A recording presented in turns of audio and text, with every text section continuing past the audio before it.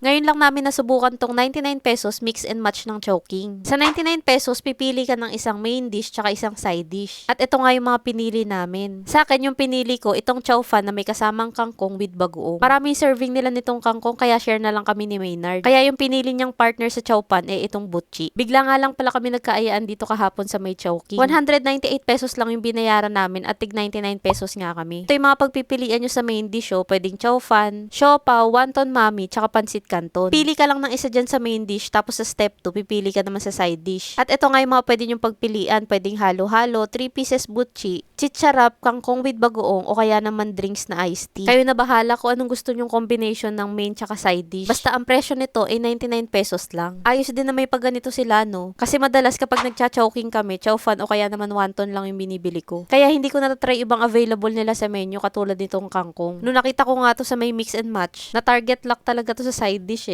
Mahilig din kasi ako sa gulay tsaka gusto ko matikman kung paano yung luto nila dito sa kangkong. Yung lasa nga pala nito parang pinakulo ang kangkong lang. At yung magbibigay lasa dito yung kapartner na bagoong. Sa timpla ng bagoong nila dito, yung salty, hindi yung manamis-namis yung lasa. Kahit kapiranggot nga lang na bagoong yung ilagay mo dito sa kangkong, salty na. Para sa 99 pesos nga, naka-chowfan na kami tapos may gulay pa, solve talaga kaming dalawa. Ayan nga makikita nyo, nag-share na lang kami sa kangkong kasi yung dessert namin yung butchi. Masasuggest ko nga na kung palaging ulam mo mga prito, try nyo rin tong mga gulay Natutuwa nga ako na naglagay ng ganito si Chowking kasi sobrang bihira talaga sa mga fast food na may gulay sa kanilang menu. Madalas nga sa bahay na lang kami nakakatikim ng mga gulay. Pag naiisipan kasi namin kumain sa labas, karamihan sa nakikita naming may nagtitinda ng gulay, medyo pricey yung mga presyo nito compared dun sa mga pritong ulam. Kaya kung nagmamadali kayong pumasok at wala na kayong time magluto sa bahay, try nyo tong gulay na kangkong dito sa may Chowking. Pagkatapos namin kumain, ito naman yung tinry namin yung butchi. Ang sarap nito kasi bagong lutong sinerve sa amin. Tapos pagkagat mo pa ang sarap ng pagka-chewy nitong butchi. Samahan mo pa ng lasa ng pritong sesame seeds. Medyo manamis-namis nga yung lasa nito kaya the best tong pang dessert. Para sa 198 pesos nga, nasulit namin to kasi meron ng gulay, may dessert, naka-chowfan pa kami. Depende na lang talaga sa inyo kung anong combination yung pipiliin nyo sa kanilang mix and match. Sa susunod, ibang combination naman yung itatry namin. Siguro sa susunod, pansit canton naman yung itatry ko tapos ka-partner ng halo-halo. Kaya guys, kung ako sa inyo, try nyo na rin tong mix and match nila na matatapos na yung promo bukas. Sayang na hanggang bukas na lang to pero sana ma-extend pa tong promo nila. Siya nga pala, marami pa kami ni Maynard na i-share sa inyo ng mga sulit na pasyalan, kainan at kapihan. Kaya para updated kayo sa mga mapupuntahan pa namin,